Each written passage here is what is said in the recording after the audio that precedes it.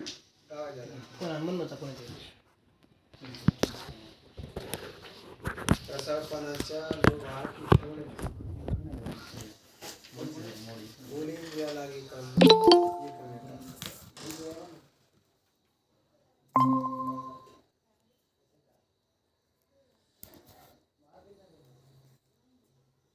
एकमेकांमध्ये कळण म्हणजे भांडण लागतील.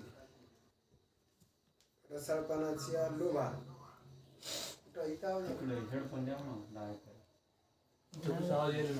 लाईट गेला म्हणून फोन तिकडं फोन आणा इकडं बा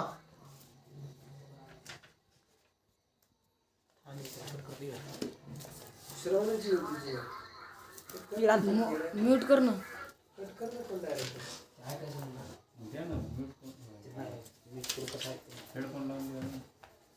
आवाज कमी करायचा म्हणजे येत आवाज कमी करायचा येत नाही मला आवाज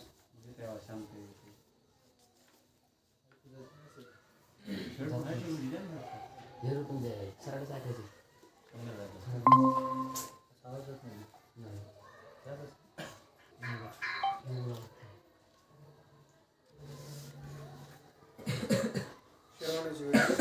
जीवा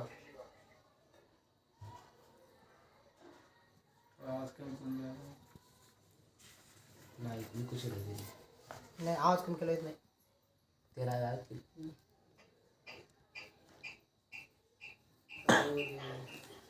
जवळ आवाज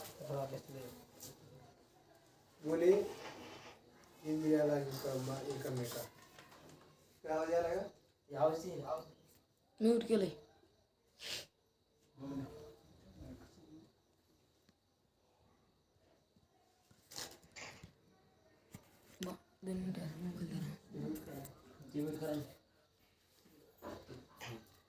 बोले इंद्रिया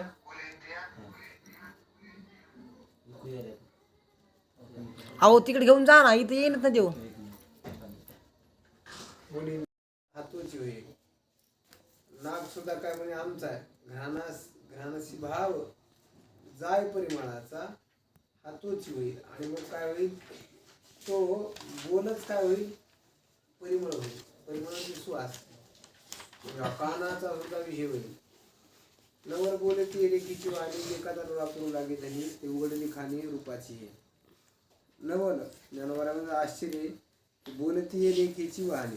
बोलती लेखीची वाणी म्हणजे अक्षराची कवित्वाची पद्धत आहे. देखता डोळा पुरू लागे धनी डोळा देखता धनी पुरू लागे. ते म्हणे ती उघडली खाणी रूपाची आहे. आम्हाला काय होईल रूपाची खाण उघडली असं डोळा म्हणेल. कशाला शब्दाला हे सगळं काय होईल असं त्यांच्यामध्ये भांडणं होतील की विषय शब्द हा एकाच वेळचा विषय पण बाकी सगळे इंद्रिय काय करायला लागतील भांडण करायला लागतील की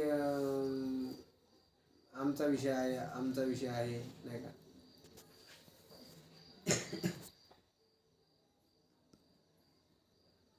जेत संपूर्ण पद उभारे तिथं मनची धावे बाहेरे बोल बुजाई आविष्कारे आलिंगावया. म्हणजे ज्यावेळेस सगळं पद एक निर्मित होईल त्यावेळेस त्याला आलिंगन देण्याकरता काय होईल बोल बुजाई हातच आलिंगन द्यायला त्या शब्दाला काय होतील आलिंगन द्यायला पुढे येतील. भेटीसाठी त्यांच्या आलिंगनासाठी आणि अंतःकरण बाहेर काय करेल धाव घेईल. मनची धावे बाहेरे आणि हात असे आलिंगन देण्याकरता पुढे सरसावतील त्या शब्दांना. असं मी काय करील शब्द निर्मिती करेल अशी ज्ञानेश्वरी निर्माण करेल अशी प्रतिज्ञा करावी ज्ञानोबा. अशी इंद्रिय आपापल्या भावी झोंबती नाम झोंबता आपापल्या भावी शब्दाचा अर्थ आपापल्या पद्धतीनं किंवा आपापल्या स्वभावानं धर्मानं झोंबती परितो सरशीपणीची बुजावी. म्हणून काय होतील ती त्यांच्याप्रमाणे समजून घेतील बुजावी. जैसा एकला जग चवळी सहस्र म्हणजे काय हजार भाऊ कोणाला आहे हजारो हात येतो सहस्त्र करी जगाती स्पर्शितो हातच आहेत त्याचे किरण म्हणजे काय एक प्रकारचे हात आहेत. तो सहस्त्र कर म्हणजे कोण आहे एकटाच जगाला काय करतो तो जागवतो. म्हणजे त्याला सकाळी सगळं कोण जागा करते अलाराम नाही जागा करत. अलारामच्या हिशोबाने आपण काय करतो जागा होतो. सकाळच्याच हिशोबाने अलाराम लागत असतो. म्हणजे सगळ्या विश्वाला जाग करण्याचे एकटा सूर्य जसं काम करतो याप्रमाणे सर्व इंद्रिय आपापल्या पद्धतीने काय करतील सरीसेपणाची बुजावी. त्याचा शब्द सगळ्याच इंद्रियाला बघत तो काय करतो शांत करेल. एक शब्द पण सगळ्या इंद्रियांचं समाधान करेल. एक सूर्य पण सगळ्या जगाला काय करतो चुनवतो जाग करतो. तसे शब्दाचे व्यापकपण शब्दाचा काय हा व्यापकपणा आहे नाही का व्याप्ती आहे शब्दाचे व्यापकपण. बोलीचे देखीचे असाधारण शब्द आहे. देखीचे असाधारण शब्दाचे व्यापकपण देखीचे आणि सर्वज्ञा भावती गुण काय पाहतया भवज्ञा भावती गुण चिंतामणीचे. चिंतामणीचे गुण काय आहेत. अर्थ जाणणाऱ्याला भावनेने जो जाणू इच्छितो त्याला अशी चिंतामणी सारखे हे शब्द काय करतील फळ देतील. भाव चिंतामणी जसं इच्छित वस्तूची पुष्टी करतो त्याप्रमाणे हे शब्द काय करतील जो जाणतो भावार्थ जाणतो तर त्याला काय करतील ते पूर्ण आनंद देतील पूर्ण सुख देतील. हे असो तया बोलाची ताटे भली वरी कैवल्य रसे उगरली. ह्या बोलाच्या ताटामध्ये रस वाढलेला आहे. कशाची ताट आहे तर बोलाचे. तर शब्द हेच कोणी काय तर ताट आहे आणि त्याच्यामध्ये कोणता रस वाढलेला आहे ताटामध्ये कैवल्य रस. कैवल्य रस म्हणजे काय मोक्ष. कैवल्य नाम मोक्षाचा काय केलेला आहे रस वाढलेला आहे. ह्या प्रत्येक शब्दामध्ये कैवल्याचा मोक्षाचा रसानं परितृप्त एक शब्द आहे. त्यामध्ये रस मोक्षाचा भरलेला आहे. कैवल्याची शब्दाचे ताट आहेत आणि शब्दाच्या ताटामध्ये अनुवाद म्हणतात कैवल्याचा रस वाढलाय. कैवल्य रसे ओगरली. ओगरली म्हणजे भरली. ही प्रतिपत्ती मी केली निष्कामासी. मी निष्कामासी प्रतिपत्ती केली. निष्काम आहेत इच्छारहित आहेत त्यांच्यासाठी काय केलेली प्रतिपत्ती उपपत्ती किंवा प्रतिपत्ती शब्दाचा अर्थ होता मेजबानी किंवा ग्रंथरचना केलेली आहे. कोणासाठी केलेली आहे निष्कामासाठी. आता आत्मप्रभानीच नवी नित्य कोणी हीच काय आहे आत्मप्रभा आहे. नवा आत्मप्रभा हीच कोणी काय ठाणदिवी आहे. ठाणदिवी शब्दाचा अर्थ काय होतो आत्मज्योती. आता आत्मप्रभानीच नवी तेच करून ठाणदिवी. ठाणदिवी शब्दाचा अर्थ होतो आत्मज्योती आणि जो इंद्रिया ते चोरून जीवित आहे अशीच भावे. म्हणजे आता आत्मप्रभा ही नित्य आहे. म्हणजे आत्म्याची प्रभा त्याला काय म्हणायचं आत्मप्रभा. नित्य नवा आत्मप्रभा हीच काय आहे आत्मज्योती आहे ठाणदिवी आहे. आणि मग ही आत्मज्योत आहे तो कोण तो त्याचा अधिकारी आहे. सेवन कोण करू शकतो जो इंद्रिया ते चोरून जेवी तयाशी पाहिजे. जो इंद्रियांना काय करतो चोरून जेवतो. चोरून म्हणजे काय नकळत असा अर्थ होत नाही. इंद्रिय संयमित करून. चोरण शब्दाचा अर्थ काय अंग चोरण. अंग चोरण शब्दाचा अर्थ काय करणं इंद्रियाच्या माघारी खाणं असं नाही. इंद्रियांच्या द्वारे सेवन करायचंय ना. संयमित ठेवून कळू नये असं नाही. कळू नये असं नाही. इंद्रियाला चोरून जेवणं म्हणजे संयमित करून जेवणं. म्हणजे कानाला ऐकायला पण कानाला माहीतच नाही असं नाही. कारण कानाला तर शब्द ऐकणारच ना. कानाचा धर्मच आहे ना तो. पण मग इंद्रियाला चोरून चोरणं शब्दाचा अर्थ जे ऐकायचं तेच ऐकायचं. हा जे नाही ऐकायचं इंद्रियाला ज्यानं चोरलं तयाशीच भावे त्यालाच हे शब्द ऐकायला मिळते. चोरणं शब्दाचा अर्थ पाना चोरणं म्हणजे काय पान आखडणं आकुंचन करणं त्या पाण्याचं. पाना चोरटे म्हणजे पानाला लपवून ठेवणं. जे इंद्रियांच्या वृत्ती आहेत ते आखडणं. विषयाकार वृत्ती इंद्रियाच्या बाहेर पडतात त्यांना चोरायचं आकडायचं असं ज्याला आयडिया जमली त्यालाच मिळू शकतं त्याला पोचू शकतं. हे जो इंद्रिया अशी चोरून जेवी तयासीच व्हावे त्यालाच मिळू शकतो. ते तर श्रवणाची पांगे वीण श्रोतया व्हावे लागेल. श्रवणाची पांगी वीण. श्रवणाची पांगी वीण शब्दाचा अर्थ काय? गरजेशिवाय श्रोतया व्हावे लागे. हे मनाचे निजांगे भोगीचे का? मनाच्या निजांगानं काय करायचं? सेवन करायचं. मनाच्या निजांगानं. मनाचे निजांग म्हणजे काय? कैवल्याचा हा रस आहे. तर अंतःकरण वृत्तीनेच काय करायचं? सेवन करायचं. अंतःकरणानं सेवन करायचं. नाही.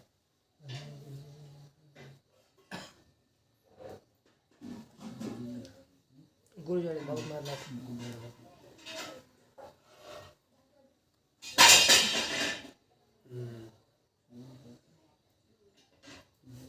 केवळ मनाच्या आश्रयाने काय करायचं? हा विषय सेवन करायचा. आज बोलाची वाली फेडी जे बोलाची वाली म्हणजे हे श्रवण करत असताना शब्द श्रवण नाही करायचे. तर शब्दातला जो भाव आहे तो ग्रहण करायचा. शब्दाला काही किंमत नाही. शब्दाचं वाली शब्दाचा अर्थ टरफल. शब्दाची काय करायची? वाली फेडी जे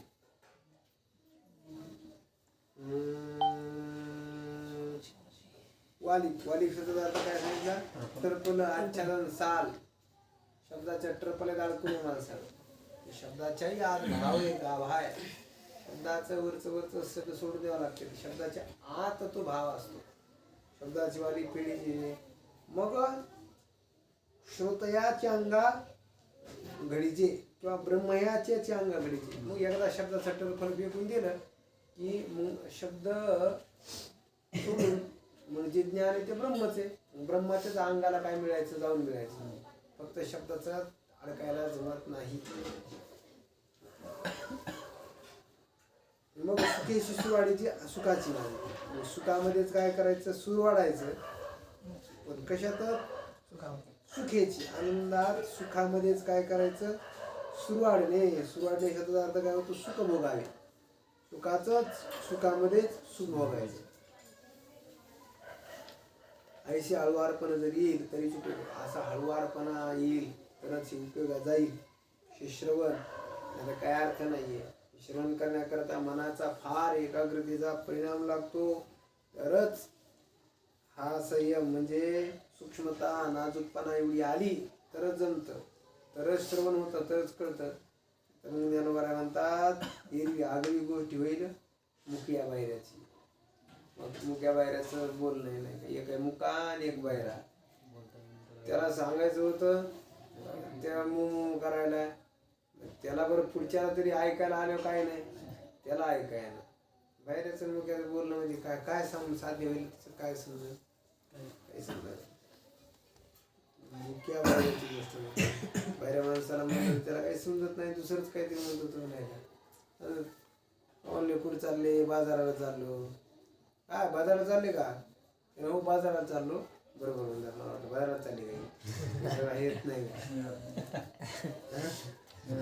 मिळत नाही. तर बरं हे असो आता आगवे नाही का? आता त्याच्यामध्ये अधिकार होऊन जर ऐकलं तरी हे असो. आता आगवे असो. आगवे जे बाकी सगळं राहू दे आता विस्तार. न लगे श्रोत्या कडसावे. श्रोत्यांना कडसणं. कडसणं म्हणजे काय? न लगे कुठलं काय? परित्या असो आगवे श्रोतया न लगे. आगवे न लगे. आता असो आगवे न लगे. बाकीचं काही गरज नाही. श्रोतया कडसावे लागे. कडसावे लागे म्हणजे काय? सावधान करणं गरजेचं आहे. सावधान. कडसावे म्हणजे सावधान करावे. सावध करावे श्रोत्यांनी. जे अधिकारी आहे तो स्वभावी निष्काम काम. इथं अधिकारीच लागतात म्हणून सावधान होणं गरजेचं आहे. सावधान व्हा म्हणतो श्रोत्यांना. अधिकारी जे निष्काम काम आहे म्हणजे कोणतीच कामना नाही. हीच ज्यांची काय काम नाही त्यांना निष्काम काम म्हणायचं. किंवा जिसके निष्काम शब्दाचा अर्थ होतो जो निष्काम आहे ना तो परमात्मा. हाच त्यांचा काम आहे. असे निष्काम काम इथं अधिकारी आहेत. काम नाही. जी आत्मबोधाची आवडी केली स्वर्ग संसाराची करुणी. ज्यांनी आत्मसुखाच्या आवडी करता आत्मबोध प्राप्त होण्याकरता स्वर्ग सुखाची काय केली कुरवंडी केली. कुरवंडी ह्याचा अर्थ वली वाळून टाकलं. कुरवंडी करणं म्हणजे वाळून टाकणं. आत्मसुख प्राप्त ज्याला करायचंय ना त्यांना बाकी सगळ्यांचा काय करावा लागतो त्याग करावा लागतो. जयाची आरतीची भोगीची विशेष संत जयाला विरक्त वनवासी आहे. दीपी सुनी जया ते ब्रह्मचार्यादी व्रते मुनीश्वंत पाते आचरती. याचसाठी जप याचसाठी दाप व्यासे अंक ग्रंथ केली. याचसाठी संत पाये सेवावे तरीच करावे तुका म्हणे. उरीचे भ्रमण याचसाठी. जया ज्ञाना लागी गगन मिळतात योगी. स्वतःची ही ज्ञान प्राप्त करण्याकरता ना सगळं जे काय घरादाराचा त्याग करायचा आहे, स्वर्गाचा त्याग करायचा आहे, नरकाचा त्याग करायचा आहे आणि संसाराचा त्याग करायचा आहे. नरक तर कोणाला नकोच वाटतो, पण दोन वाटणाऱ्या गोष्टी आहेत लोकांना आवडणारी. एक स्वर्ग आणि संसार. संसाराची इच्छा करतात माणसाला संसार मिळावा, संसार मिळावा. आणि दुसरी माणसं कशाची इच्छा करतात स्वर्गाची इच्छा करतात. पण स्वर्गाचीही ज्यांनी इच्छा टाकून दिली आणि संसाराची इच्छा टाकून दिली कशासाठी फक्त आत्मबोध प्राप्त करण्यासाठी. ज्याला आत्मबोध प्राप्त करायची त्यानं कसली इच्छा करू नये. त्यानं कीर्तनकार होऊ नये, त्यानं गायक होऊ नये, त्यानं पैशावाला होऊ नये, त्यानं नेता होऊ नये, त्यानं प्रसिद्ध होऊ नये. फक्त ब्रह्मज्ञान प्राप्त करायचं. रंगनाथ गुरुजीवनाची एक जन्म देवासाठी द्यावा. आतापर्यंत आपण 1000 जन्म संसारासाठी दिले, एक जन्म परमार्थासाठी शुद्ध परमार्थ शुद्ध द्यायचा देतो आपण, पण ओरिजिनल देतो. तर केवळ आत्मबोधाच्या आवडीमुळंच ज्यांना सगळं सोडण्याची त्याची तयारी. काही बी जर ब्रह्मबोधाला काही अडवण येत असेल तर ती सगळं सोडायची तयारी. राज्य सुटलं काय अर्थ नाही. स्त्री सुटली, पैसा क्षणात सोडण्याची तयारी पाहिजे. अशीच तयारी आहे तो ब्रह्मज्ञानाचा अधिकारी आहे. ज्यांनी आत्मबोधाची आवडीनं केली स्वर्ग संसार कुरंडी. स्वर्ग आणि संसाराची काही केली कुरंडी केलेली टाकून दिलेला आहे, गोवाळणी केली. ते वाचून तिची गोडी नेण्यात आली. म्हणजे त्या ब्रह्मज्ञाना वाचून अनेक दुसरीकडची गोडी त्यांना कळत नाही. आपल्याला हे बी गोड वाटतं, दुसरे गोड वाटतं. अनेक गोडी नेण्याची म्हणजे त्यांना आवडतो तो देवच आवडतो. आपल्याला आवडतो असं नाही, देव नाही. त्यांना आवड कशाची केवळीचीच आवड आहे. आपल्याला आवड आहे पण देवाची आवड आहे. हा देवाची आवड आहे, देवाचीच आहे असं नाही. देवाचीही आवड आहे. जसं पेढा आवडतो, जिल्ली आवडते, घरे आवडते, दारे आवडते, पिक्चर आवडतो. तसा देव एक पार्ट म्हणून आवडतो सगळ्याबरोबर एक. पण देवच आवडतो असं नाही. ज्यांना देवच आवडतो असे भक्त असतात. ज्यांना संसारच आवडतो असे पामर असतात. ज्यांना दोन्ही आवडतं ते विषय असतात. ज्याची आवड संगीत ते मुक्त असतात. आणि मग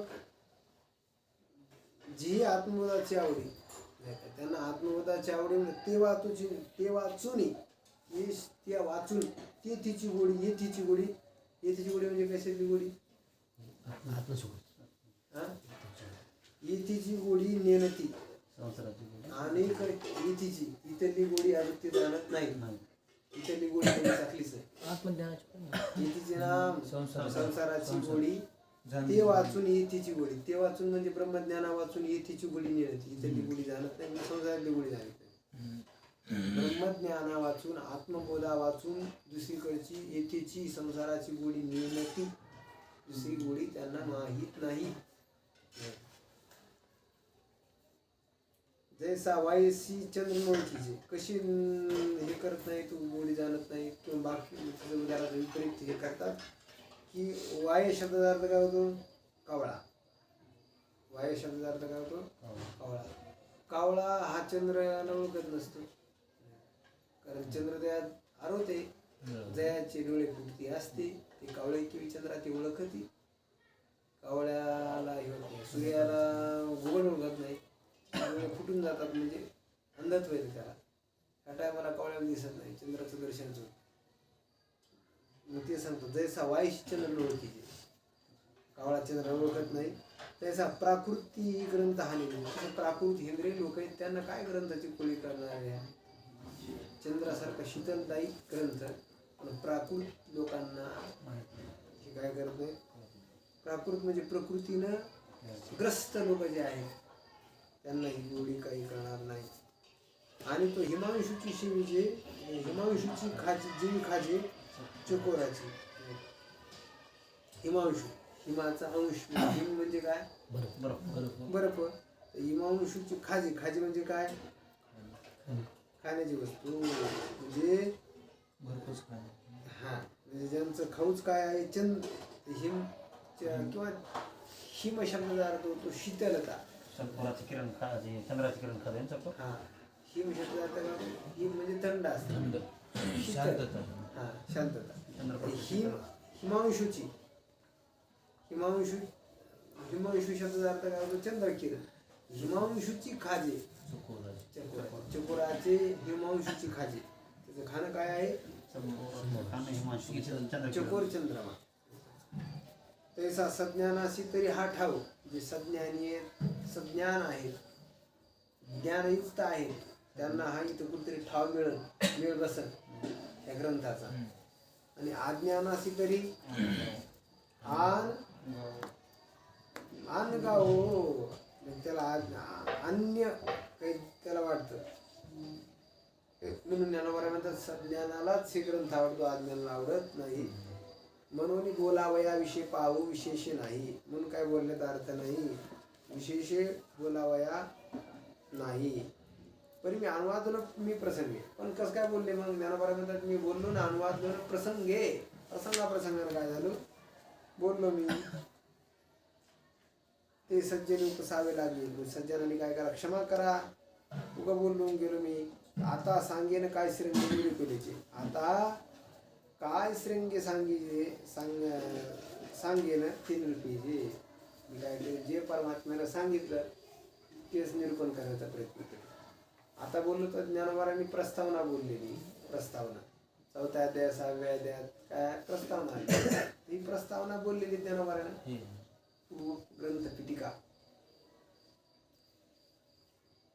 ते बुद्धी ही आकळीता साकडे म्हणून बोली उपाय सापडे. ज्ञानोबा म्हणतात बुद्धीला आकळायला गेलं तर संकट प्राय कठीण आहे. साकडे म्हणजे संकटासारखं आहे, कठीण आहे. हे ब्रह्मज्ञान तत्वज्ञान सर्वच. आणि ब्रह्मज्ञान जर संपादन करायला गेलं तर कसं आहे? कठीण आहे, कठीण. म्हणून बोली उपाय सापडे. म्हणून ते बोलण्यामध्ये कदाचित कष्टानं सापडतं. म्हणजे बोलण्यामध्ये हे गोष्ट सापडत नाही. काय बोलायचं त्या ब्रह्माविषयी आणि त्या आत्मज्ञान हे शब्दात मांडण्याचा विषयच नाही. कठीण आहे. म्हणूनच बोली विपाय सापडे. कदाचित ते बोलण्याच्या ओघात येतं, अडकतं. बोली उपाय सापडे परी निवृत्ती कृपा अधिक उजेडे देखील. पण निवृत्तीनाथांची कृपा आहे. निवृत्तीनाथ हेच कोणी काय? दिवा आहे. त्या दिवेच्या कृपेच्या उजेडात मी सगळं मला स्पष्ट दिसायला लागलं. आलं लक्षात? ते बुद्धी ही आकळीता साकडे म्हणून बोले उपाय सापडे पर ते निवृत्ती कृपा अधिक उजेडे देखील मी जे द्वितीय नको विजे. जिथं आपली काय जात नाही दृष्टीला पडत नाही ते दिठीने बघिचे. ते दृष्टीशिवाय नजरेशिवाय काय करायचे? पाहायचे. जरी अतिंद्रिय लाईचे ज्ञानबळ पण तिथं दृष्टी पाहिजे. पण अतिंद्रिय दृष्टी पाहिजे. इंद्रियातीत ज्ञानाचं बळ पाहिजे. इंद्रियांच्या पलीकडचं असणारं ज्ञानाचं बळ पाहिजे. जो अतिंद्रिय इंद्रियांच्या पलीकडे गेला ना, नजरेनं दिसतं. इतर जे जे दिसतं ते कशाने दिसतं? इंद्रियानं. आणि इथं इंद्रियांच्या पलीकडे जावं लागतं. ज्याला ब्रह्मज्ञान प्राप्त करायचं त्याला इंद्रियात अडकून जमत नाही. इंद्रियाच्या पलीकडे जाऊन भोगावं लागतं. आणि जगातलं जे जे दिसतं ते कशाने दिसतं? इंद्रियानं, डोळ्यानं येणं त्यानं. अतिंद्रिय लाईचे ज्ञान. जे अतिंद्रिय पुरुष आहे इंद्रिय ज्यानं अतिक्रमण केले इंद्रियांच्या पलीकडे गेला तो ज्ञानबळ प्राप्त. ना तरीचे धातुवादाही न जोडे. उदाहरण देतात ज्ञानोबा आहे. धातुवादाही म्हणजे सोनार थोडक्यात न जोडे. म्हणजे जो किमया करणारा असतो ना त्याला धातुवादी म्हणतात. धातूमध्ये काही मेकॅनिकल त्याच्यातला तज्ञ असतात. धातुवादी न जोडे त्याला मिळत नाही. ती लोहीची पंधरे सापडे म्हणजे 15 त्या काळात 15 सापडे म्हणजे 15 रुपयाचा काय होतं भाव होता सोन्याचा असा अर्थ निघतो. त्या काळात आता जसा काय असेल 50,000 काय 15 लोहीची 15 सापडे जरी दैवयोगी चढे बरी साता. लोहीची 15 सापडे 15 शब्दाचा काय करायचा सोनं करायचं. ते लोखंडाचं सोनं गोसलं जे एखादा धातुवादी आहे त्याला मेळ लागला नाही पण ते त्या लोखंडातच सोनं झालं दैवयोग असेल तर. तसे शब्द काय सापडतेच का ब्रह्मज्ञान पण दैवयोगाने हे मांडले गेलं हे ज्ञानेश्वरीमध्ये. नाही तर का ब्रह्मज्ञान मांडता येतं. सोनं सोनाराला गोसत नाही एखाद्या तज्ज्ञाला गोसत नाही पण एखादा दैववान बिचारा चेक करायला गेला आणि त्या लोखंडातच काय निघालं त्याला लोहीची 15 सापडे. तशा सद्गुरु कृपा होय. तशी जर सद्गुरूची कृपा असेल तरी करिता काय आपण आहे संशय या जगात करण्याकरता काय नाही. काय अवघड आहे काय प्राप्त होणार नाही. म्हणून ते अपार माते आहे ज्ञानदेव. म्हणून ज्ञानोबा म्हणतात माते ती अपार आहे. कसं आहे आता वाढलं का वाढलं काय कमीच केला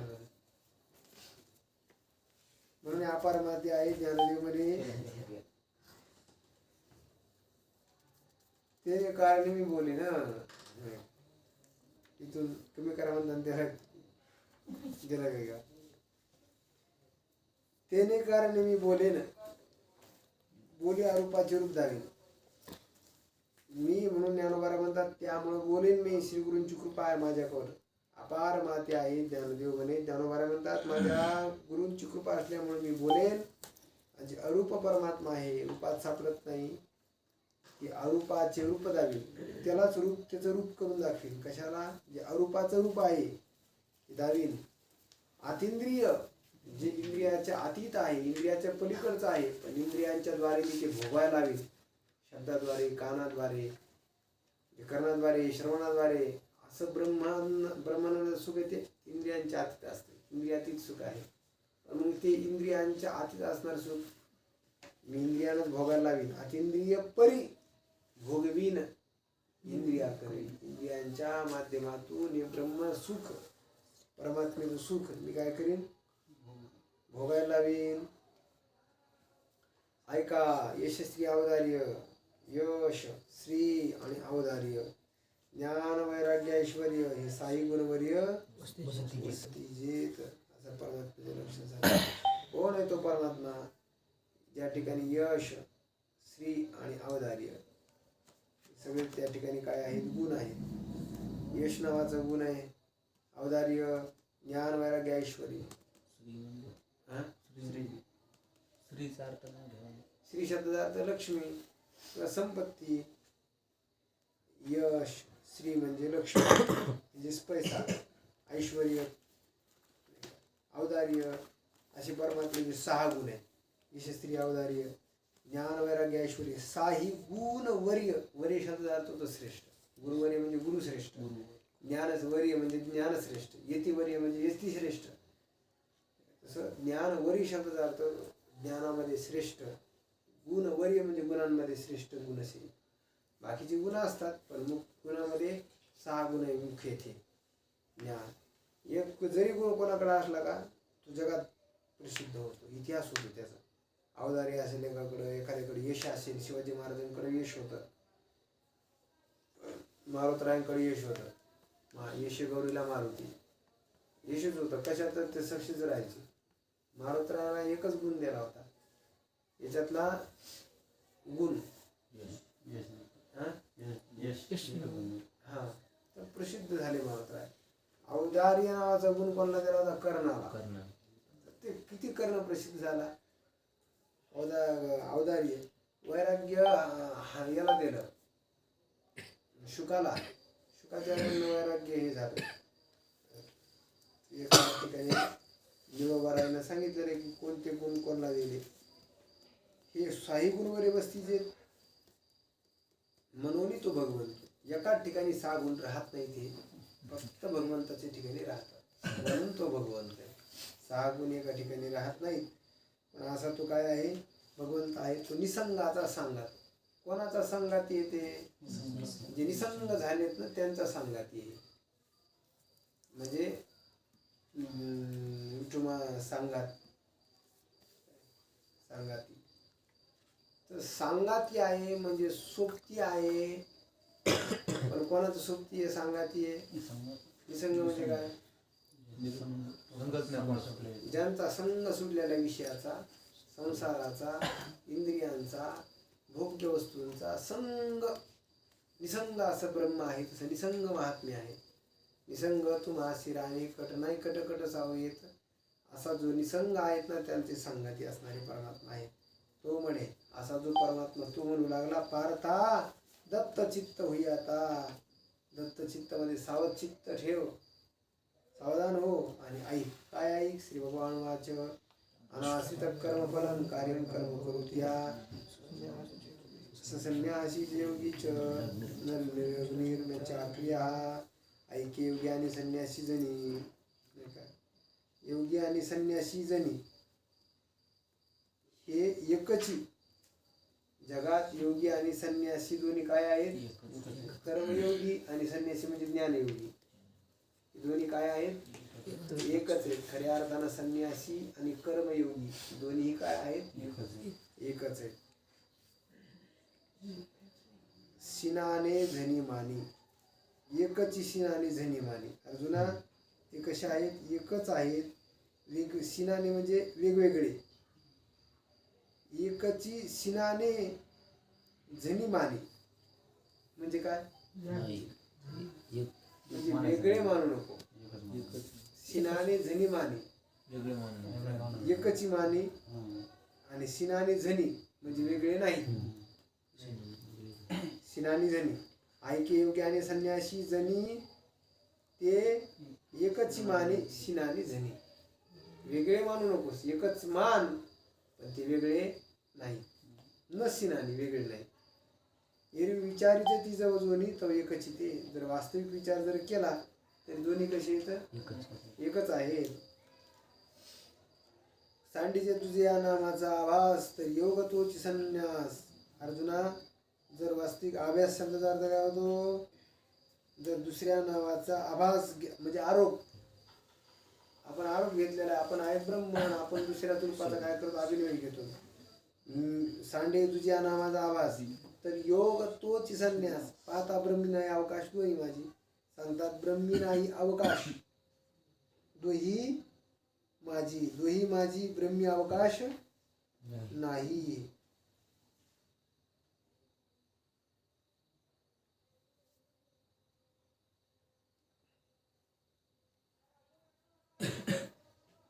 म्हणजे वास्तविक काय? त्यांचं नाव वेगवेगळे. कोणाचे? योग्याचे आणि ज्ञानाचे. वास्तविक त्यांच्यामध्ये काय नाही, भेद नाहीये. दोन्ही एकच आहेत. वास्तविक मी जे आहे ही जीवाला भ्रांती आहे.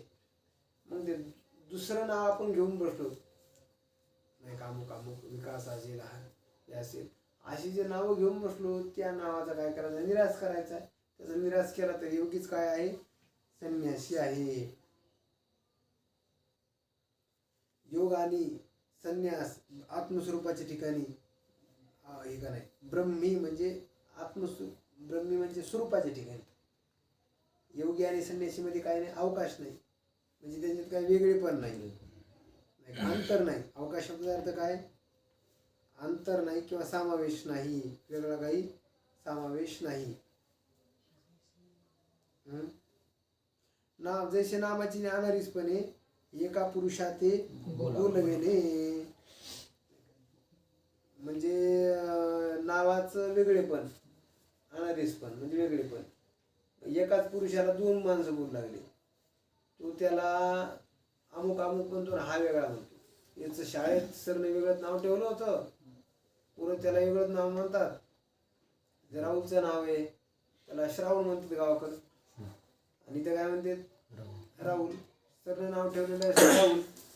आणि गावाकडे काय नाव ठेवलेले श्रावण. रस्त्यावर होता पोर म्हणाले श्रावण राहुल आणि घरचे म्हणाले श्रावण. आता दोन हाक मारले वेगवेगळ्या नावानं, माणूस एकच. पण माणूस काय आहे? एकच आहे. तसं नाव दोन आहेत, संन्यासी आणि योगी, पण स्वरूप तेच आहे, तत्व मात्र एकच आहे. एका नावाची अनारीचपणे एका पुरुषात ते बोलवणे, नावाच्या भेदाने एकाच पुरुषाला काय झालं बोलवणे की दोही मार्गी जाणे एकाची ठाय. दोन मार्ग आहेत पण ठिकाण मात्र काय आहे? एकच आहे ना. तरी एकच उदक सहज आहे, परी शिनानी घटी भरीचे. एकच पाणी होतं पण शिनानी म्हणजे काय? वेगवेगळं. वेगवेगळं. आताच गेला शिनानी म्हणजे वेगवेगळ्या घटात भरलं पाणी, त्या घाटात भरलं त्या घाटात भरलं म्हणून दोन एकच पाणी पण वेगवेगळ्या ह्याच्यात काय झालं वाटायला लागले. शिनानी घटी भरीचे तसे भिन्नत्व जाणे योग संन्यासाचे. तसं याच्यामध्ये फक्त उपाधीमध्ये अंतर आहे, वास्तविक बोलण्यामध्ये अंतर आहे, शब्दामध्ये अंतर आहे. यांचं जर वेगळे पण पाहिलं तर यांचं वेगळे पण खरं नाही. ऐके सकळ संमते जगी अर्जुना पाये तोच योगी जो कर्मे कर्मी चांगली रोहायची बळी. ऐके सकळ संमते जगी, सगळ्यांचे संमत पाहिलं, मत संमत करून पाहिलं तर तोच योगी आहे. कोण? जो कर्म करुणी रागी नोहेची फळी. कर्म करतो पण फळी रागी नोहे, म्हणजे फळामध्ये राग नाही, म्हणजे आसक्ती नाही त्याला, फळामध्ये राग नाही, प्रीती नाही त्याला. कर्म करतो, कर्म करून चांगली, कर्म उत्तम करतो, पण कर्म करून सुद्धा फळामध्ये त्याला काही नाही, आसक्ती नाहीये. तोच खरा कोण आहे? योगी आहे. तोच खरा कोण आहे? संन्यासी आहे, की जो कर्म करतो पण त्याला काय नाही, फळाची ठिकाणी अपेक्षा नाही, इच्छा नाही. जैशी मही, मही म्हणजे काय? जैशी मही पृथ्वी. उद्भिजे, उद्भिजे म्हणजे काय करणे? उत्पन्न करणे किंवा वृक्षादी. उद्भिज म्हणजे ज्यांचा अंड, जार, म्हणजे स्वेद असे चार प्रकारचे काय योनी. अंडज म्हणजे जे अंड्यातून उत्पन्न झाले त्यांना म्हणायचं अंडज. जारज म्हणजे काय? जारातून शेळी वगैरे माणूस जारज मध्येच येतो. स्वेदज, स्वेद म्हणजे काय? घाम, घर्मबिंदू. घामापासून काही उत्पत्ती होते, किड्या, उवा. घाम, उवा होण्याचं कारण काय? डोक्यात घाम. स्वेदज. आणि काय आहे? उद्भिज, जमिनीतून उत्पन्न होणारे कोण आहे? झाड. पुन्हा कोण होते? ससे. कोणते प्राणी उत्पन्न होतात जमिनीतून?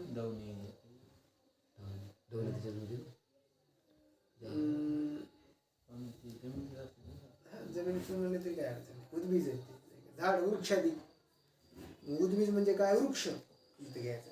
जैशी मई हे उद्भिजे जनी अहमबुद्धी न सहजे, जनी अहमबुद्धी न सहजे मई ही उद्भिजे.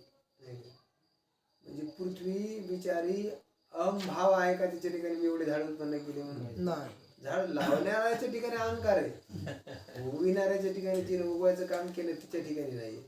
वृक्षारोपण करताना आपण म्हणू केवढे आपण वृक्षारोपण केलं, एवढं काय केलेलं आहे? झाडाची मोठी केली, हरिद्रीकरण काय म्हणतात, हरित क्रांती. हिरवकरण केलं बाबा तेवढं तेवढं, त्याला विशिष्ट शब्द आहे ना. हरित क्रांती केली समजा, एवढं एवढं आम्ही सगळं हे केलं, पण हे पृथ्वीला नाही, अहम बुद्धिवीन उद्भिजे. मही म्हणजे पृथ्वी ही अहम बुद्धीशिवाय काय करते झाडाला? अहंकार आहे का? अहंकार नाही, पण मग ती काही तिचा टक्केवारी मागती का झाडातून? नाही. इतके फळ झाले पाहिजे असंही तिच्याकडे नाही. त्या झाडापासून उत्पन्न होणारे जे फळ आहेत, बीज आहे त्या झाडाला येणार, तिची काय अपेक्षा करते का? नाही. ज्ञानोबा म्हणतात आणि ते तिची ती बीज आहे अपेक्षित. ती त्याने बियाची सुद्धा काय करीत नाही, ती बीज शब्दाचा अर्थ फळ, फळाची सुद्धा काय करीत नाही, अपेक्षा करत नाही. कोण? पृथ्वी. नाही म्हणजे त्याच्या ठिकाणी काही नाही, फळाची इच्छा नाही. तसं कर्म करून आसक्ती न ठेवण्याकरता हा काय केलेला आहे? दृष्टांत दिलेला आहे, पृथ्वीचा उदाहरण दिलेलं आहे. उपमा दिलेली पृथ्वीची. पृथ्वीचं उदाहरण शास्त्रकारांनी क्षमा अशा दृष्टिकोनातून दिलेलं, पण ज्ञानोबांनी निरपेक्षतेच्या दृष्टिकोनातून पृथ्वीचं काय दिलेलं आहे, उदाहरण दिलेलं आहे. पृथ्वी माता किती निरपेक्ष आहे उदाहरण सांगतात. तसे अन्वयाची आधारे जातीचे अनुकारेचे अवसरे करणे पावे, नाही का, जेने जे अवसरे करणे पावे, नाही का, क्रमकुलातील परंपरे वर्ण आश्रम धर्माप्रमाणे आचारानुसार जे जे समय असेल त्या प्रसंगानुसार म्हणून सांगतात. अन्वयाची आधारे, अन्वय म्हणजे आत्मव्याप्तीच्या आधारानं जातीच्या अनुकरून जशी आपली जात परंपरा प्राप्त प्रसंग आहे त्या प्रसंगाच्या द्वारे जेणे जेणे अवसरे जसं जसं अवसरी करणे ते पावे ते तैसेच उचित करी. जसं जसं आपण आपल्या संस्कारानुसार प्रसंगानुसार कर्तव्यानुसार जातीनुसार प्रथेनुसार जे कर्म करतो, जे जे म्हणून काय कर्म करतो ते तैसेच उचित करी, चांगले कर, उचित करी. अनुचित कर्म करू नये, उचित करी. परी साटोप नो हे शरीरी. साटोप म्हणजे काय, अहंकारयुक्तपणा ते नको, मी केला असं नको कर्म करताना. सगळे शरीर कर पण साटोप नो हे शरीर, मी केला असं म्हणू नको. आणि बुद्धी ही करून फळेवरी जायची ना, बुद्धी सुद्धा फळावर काय करू नको, जाऊ देऊ नको. बुद्धी करून फळेवरी म्हणजे फळाच्या आशेपर्यंत फळेवरी जायची ना. जिची बुद्धी फळाच्या शेंड्यावर जात नाही, फळेवरी जायची ना. अर्जुना ऐसा तोच संन्यासी. असा तोच काय आहे संन्यासी की जो कर्म करतो पण ज्याच्या अजिबात फलाची अपेक्षा नाही. असा जो ना तोच खऱ्या अर्थाने योगी आहे, तोच खऱ्या अर्थाने काय आहे संन्यासी. पार्थागा परियसी अर्जुन ऐक, तोची भरवेसेनी योगीश्वर. तो संन्यासी आणि तोच योगीश्वर आहे. योगी आहे बी आहे, नुसता योगी नाही, योग्यांचा ईश्वर आहे. तो योगीश्वर म्हणायचं त्याला, ईश्वर आहे तो, योगीश्वर आहे. आणि तोच खऱ्या अर्थानं काय आहे संन्यासी. अर्जुना वाचून उचित कर्म प्रासंगिक तया ते म्हणे हे सांडायबद्ध कर. म्हणजे उचित कर्म आलेले प्रसंगानं आलेले कर्मांचा जर कोणी एखादा त्याग करू लागला नैमित्तिक कर्माचा आणि त्याला सांडीन म्हणून लागला आणि त्याग करीन तो बद्ध म्हणावा तरी टाकू आणि काही एक मांडीची तो एकाचा त्याग केला तर लगेच एकच असते. त्याग कशाचा करणार आहे, टाकू लगेच लागली आणि एक मांडीची तो. पुढं काय असतं, कर्म असतच ना. मी कर्म करणार नाही हे बी कर्मच एक प्रकारचं, ते बी वजच आहे एक अहंकाराचं. म्हणून जैसा क्षाळून या लेप एक सवीचे लावीचे. आणि लेप म्हणजे काय, एखादा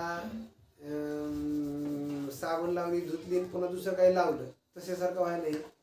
तसा आग्रहाचा पायक विचंबे गाया. म्हणून आपण आग्रह करू नये की मला कर्म करायचंच नाही. जसं जसं प्रकृती एक कर्म आहे, प्रारब्धानुसार काय होत असतं कर्म होतं. आग्रह धरला तर आग्रह धरणारा जो आहे तो आग्रहाचा पायिक विचंबे वाया, तो गप फसतो, अडचणीत येतो. आग्रह करणं चांगलं नाही. ज्ञानोबा तुम्ही संन्यास घेणार हाच कर्म करून जर तुम्ही अपेक्षा रहित कर्म केलं तर तोच काय आहे संन्यासी. संसाराचा त्याग करायचा, तिचं वजन कमी आहे काय, पुन्हा संन्यासीचं वजन डोक्यावर घ्यायचं. ग्रस्त आश्रमाचे वजे कपाळी आधीची आहे सजे. ग्रस्त आश्रमाचं कपाळ आधीच वज आहे आणि त्याची संन्यासी वाढवीचे. संन्यास घेऊन तीच पुन्हा वाढवायचं का, तरी शेपुढे ती पुन्हा ते दुप्पट पुन्हा वाढवायचं का नाही. म्हणून अग्नी सेवा न सांडिता. पहिलं संन्यासाचा एक नियम आहे की संन्यासी परंपरा त्याला अग्नीला स्पर्श करायचा नसतो. नियम आहेत की अग्नीला स्पर्श करायचा नाही आणि त्याने काही क्रिया करायची नाही. आई तर झाडं फळ खाली खायचं, भिक्षा मागायची, काही क्रिया करायची नाही. कर्महीन होम तर कर. कोण संन्यासी म्हणजे असा नियम आहे संन्यासानं अग्नीला स्पर्श करून होम सुद्धा करू नये. आता यज्ञ वगैरे बंद झाले ते, आता यज्ञ कर्म संपले आता त्याचे. आता तो परिव्राजक स्थितीमध्ये गेलेला आहे. त्याला जाणवं नसतं, शेंडी कापून टाकली जाते त्याची संन्यास घेताना. शेंडी नाही, त्याला जाणवं नसतं. माळ घातली इच्छा, त्याची इच्छा नाही, काही नाही त्याला, कसलंच काय नाही. काशाय वस्त्र धारण केलं भगवत संपलं, असं त्याचं हे असतं. म्हणून ज्ञानोबा म्हणतात कशाला करायचं हे, म्हणजे अग्नीची सेवा सांडायची नाही, अग्नीची सेवा करायची, होमाची सेवा करायची, अग्नीला स्पर्श करायचा. हे सगळं करताना सुद्धा संन्यास घेता येतो. तशी अग्निसेवा न सांडिता आणि कर्माची रेखा न लांडिता व नाही कर्माची आम्हाला रेष ओलांडता कर्मच करायची ती न ओलांडता आणि अग्नीला न सुद्धा सांगता आहे योग स्वभावता आपणची योग सुख आहे ना आपल्या घरीच आहे योग सुख स्वभावता आपणची आहे फक्त आसक्तीचा मात्र त्याग करायचा आहे योग सुख स्वभावता आपणची सुख योग सुख स्वभावता आहे स्वाभाविक असते काय आहे योग सुख आपल्यातच आहे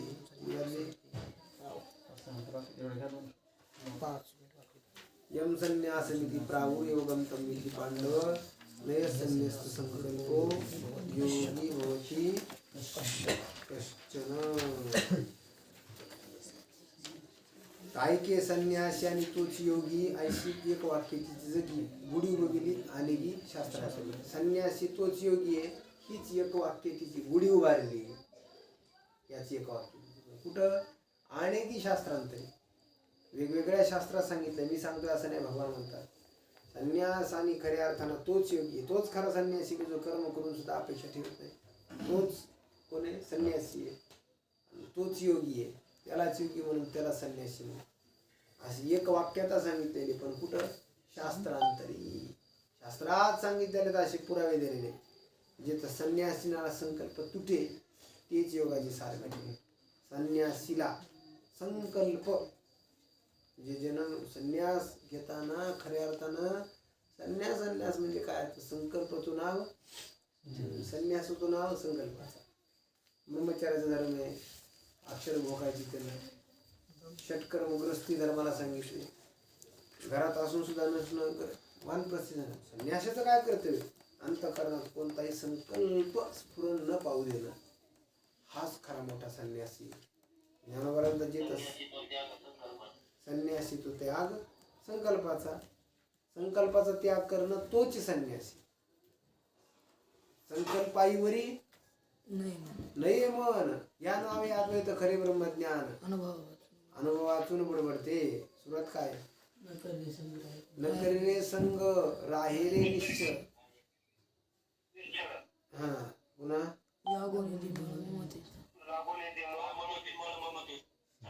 मुकुंद भाऊ सांगायचं का लागून येते मळ ममतेचा मळ संकल्प न करणं हाच काय संन्यास गुगल मीट चांगला बाबा होय मुकुंद भाऊ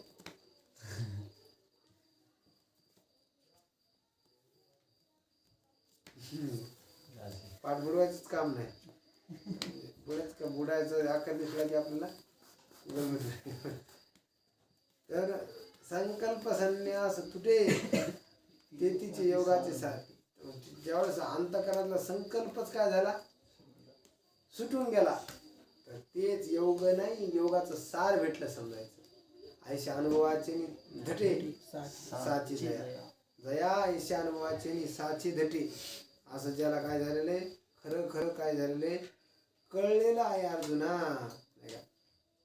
म्हणजे ज्याला अनुभवाच्या तराजूतून तोडून कळालं असं ज्याला घटे साची जया आणि मग तोच काय आयशे योगी आहे तोच आहे असं ज्याला कळालं मग त्याला काय झालेलं आहे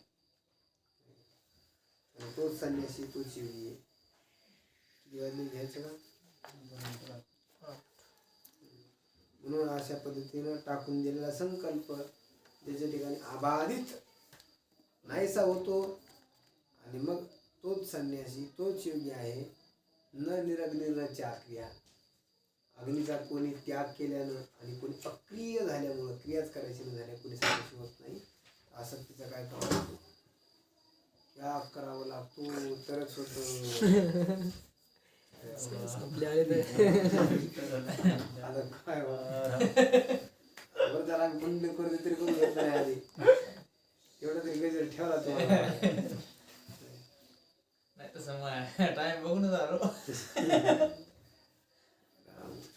मला जरासं कळायला भेटत आहे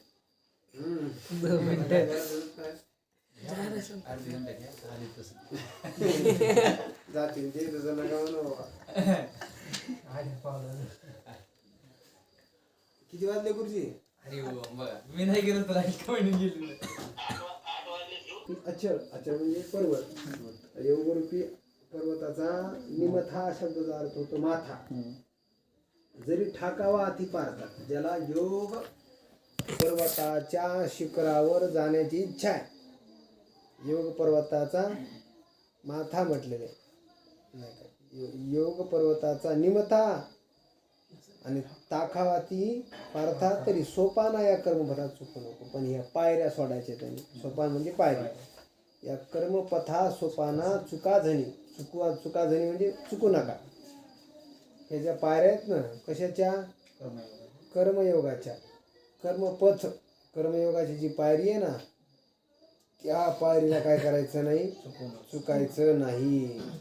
कर्म अकर्म यांच्या काय करायचा, पायऱ्यांचा त्याग करायचा नाही, असं ते आहे अर्जुना. यमनिमाचे नितळवटे, रिग्यासनाची पाऊलवाटे, दीप प्राणायामाची आडकंटे वरवता गा. ज्ञानोबाराने केल्या प्रक्रिया सुरू. ज्ञानोबारा म्हणतात आता तो योग यमनियमाच्या तळवटे नाही का. मला ते डोंगरावर जायचं म्हणलं की रूपक करायचं. तळवट म्हणजे काय, पायऱ्या असतात ना त्याला, नाही का. जाण्याचा मार्ग असतो. कर्ममार्गाने जाणारा मग काय करतो, पायवाटेने जातो. यमरूपी यम नियमरूपी पायवाटेने काय करतो, जातो. कशावरून? पायऱ्यावरून. यम नियमाच्या काय पायऱ्या, यम नियमाचे तळवटे. तळवटे शब्दाचा अर्थ तळाकडून असा अर्थ केलेला. तळाकडून, यम नियमाच्या तळाकडून म्हणजे यम नियम, आधी यम आहे पुन्हा नियम आहे, मग पुन्हा काय असं नाही. मग कशापासून निघाला तो, यमाच्या नियमाच्या तळवटापासून प्राणायामापर्यंत गेला, आसनाकडे गेला.